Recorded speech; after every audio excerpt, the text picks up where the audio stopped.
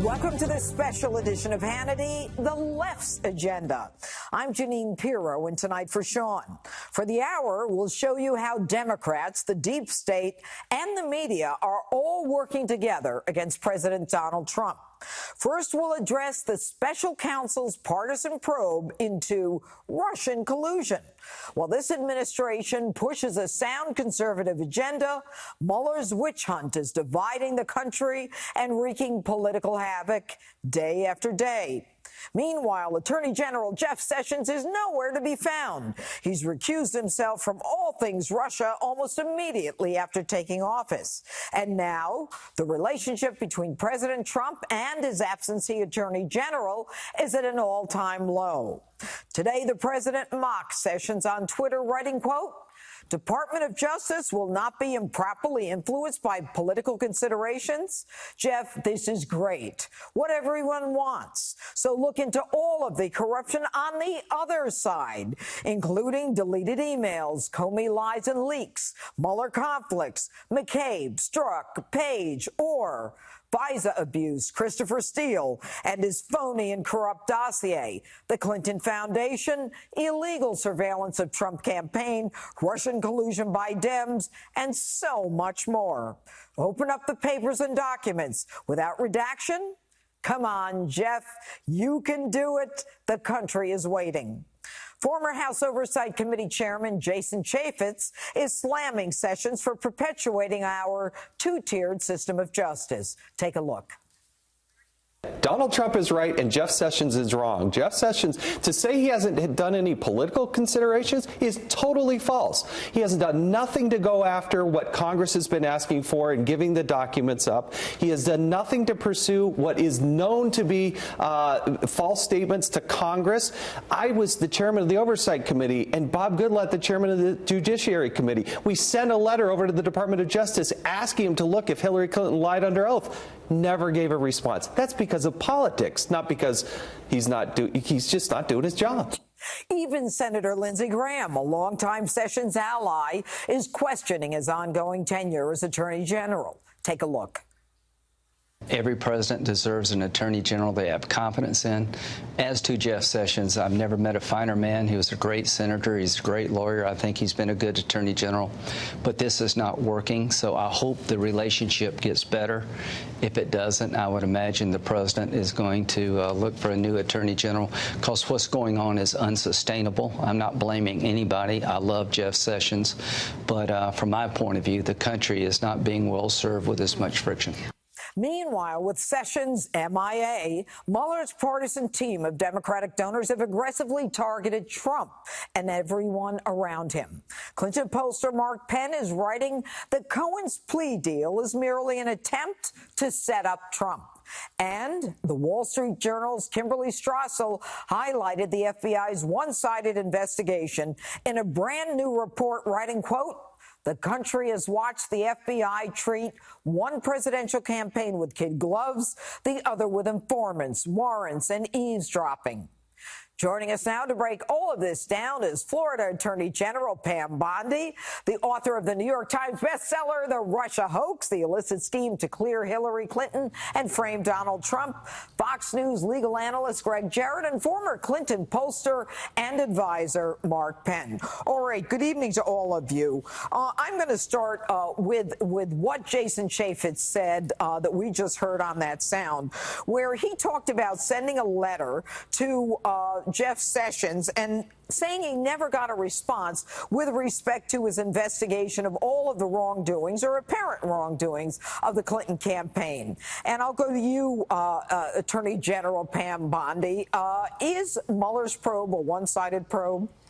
Well, of course it is, because they're only looking at the president of the United States, and that is their target. And anyone who gets in the way is collateral damage. That's what they're doing. But all of these other issues have to be examined. I mean, we live in a nation of laws, and we have got to look at the Clinton emails, everything that you listed in your opening monologue, everything President Trump said. We've got to look at Strzok, Page, everything, the FISA warrant, everything. But especially these FBI agents who either, like Lisa Page, got to resign, or even the ones who were fired. I'm sorry, they don't get off that easy. They have to be investigated. Well, they have to be investigated, but Greg, you and I both know that there is no attorney general who's interested in investigating him. Jeff Sessions is either an unwitting dupe or he's incompetent. It's got to be one of the two. One of the fundamental principles of democracy is equal justice under the law. It's on the pediment of the U.S. Supreme Court.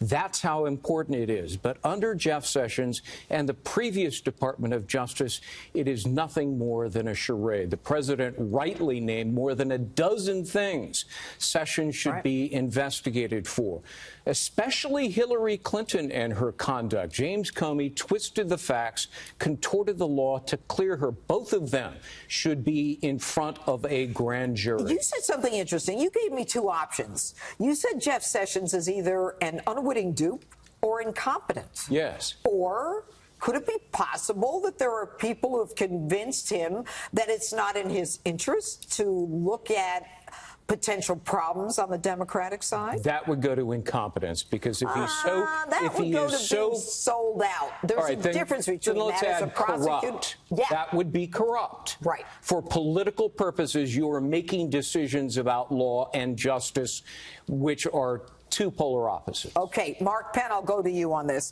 You know, your article that we'll get to in a little bit is excellent. I read it.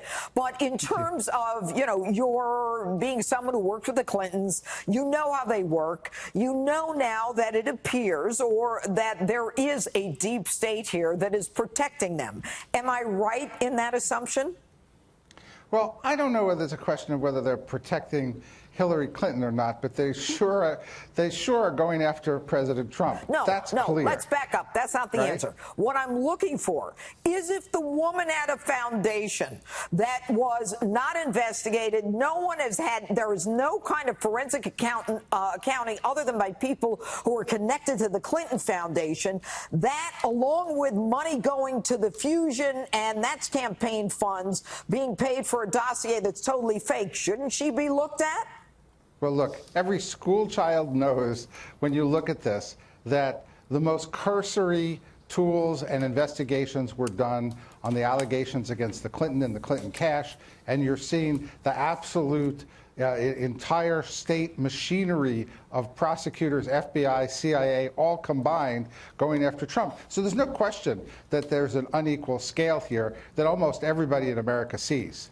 So then what do we do about it, Pam? I mean, you're an attorney general. How do you resolve this kind of thing? Well, and again, we know we're not in a perfect world, but given all of our backgrounds, in a perfect world, what should be happening right now? Hillary Clinton should be in receipt of a target letter. Huma Abedin should be in receipt of a target letter.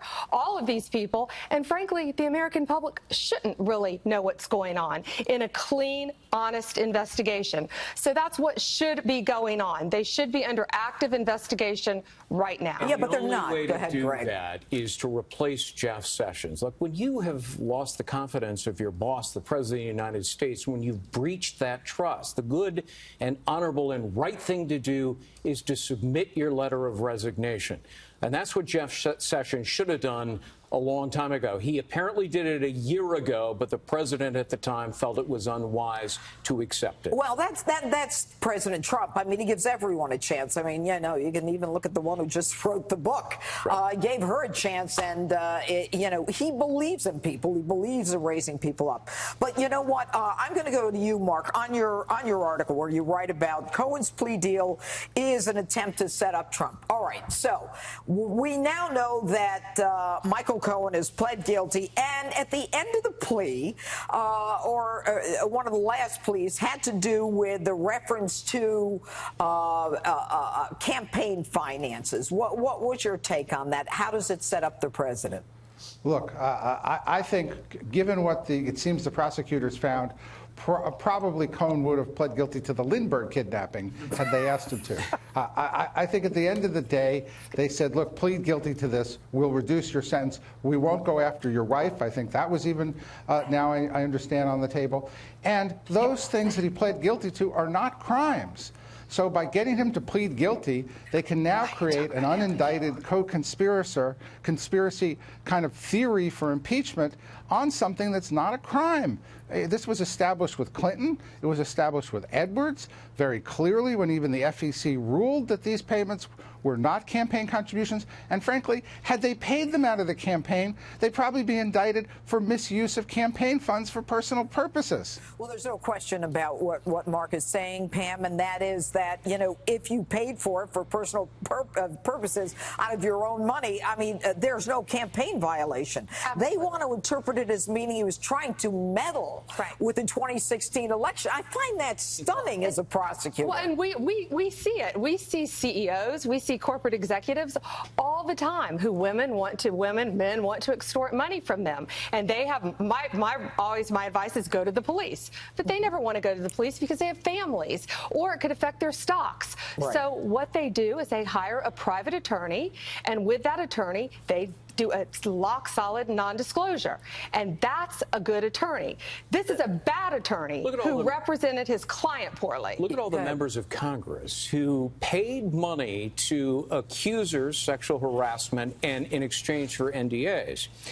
Now, obviously, it would benefit them in their re-election, but no prosecutor ever accused them of a campaign crime. That's very interesting. Yeah, for all those people who paid off, you know, the young interns or whomever they sexually harassed with our taxpayers' money, I would remind you. I talked to a career lawyer at the Department of Justice who has since left. He spent half of his time on campaign violations.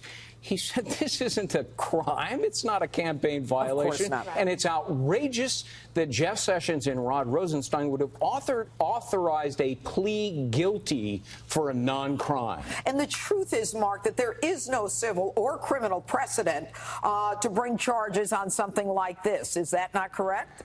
There is. Look, the precedent was Edwards, and he both got off, and the FEC ruled that these payments were not properly campaign payments, and so all the donors were off the hook. Look, just think about it for a minute. One of them he's accused of coordinating, not actually even making the payment. And imagine if Michael Avenatti coordinated a payment to Stormy Daniels with CBS to air it to help Hillary, then that would have to be a campaign contribution, just as a payment not to air it would be a campaigne contribution. Exactly. All of these things, which is why the whole thing's absurd. The whole thing is absurd, and in the end, you know, is Lady Justice, does she have it in for Donald Trump? And are there two systems of justice in this country? I'll ask both of you, 30 seconds. That's what we're seeing. That's clearly what we're seeing. We're seeing a vendetta against the president of the United States because he won an election fair and square. But you know what's interesting, Pam, and you and I have both been prosecutors. I mean, you know, we have to be believers. If we weren't believers, we wouldn't be doing the jobs that you're doing, that I did. Right. It's, you know, and it is so frustrating because this is not the way justice is supposed to work. No, and especially when you see a guy like Michael Cohen, we all know he is a zero as a witness. He's useless. That guy's zero useless. As a witness and a lawyer. Right. He's told so many different stories. So many stories. Yes. Go ahead, Greg. Partisans have ripped the blindfold off of Lady Justice. Or she's looking through the bandages. And they have jumped on the scales of justice, and they have tipped it in their favor for political purposes. That is anathema to our rule of law and the system of justice. So given that, don't you think that if we get no justice in our justice system, will we get justice in the 2018 elections? Quick, yes or no, Mark? Well, look, I fought strongly for President Clinton. That's not a yes or no. Right? Look, we will get justice every time people vote instead of having our politicians locked with prosecutors. No way to know. Good answer.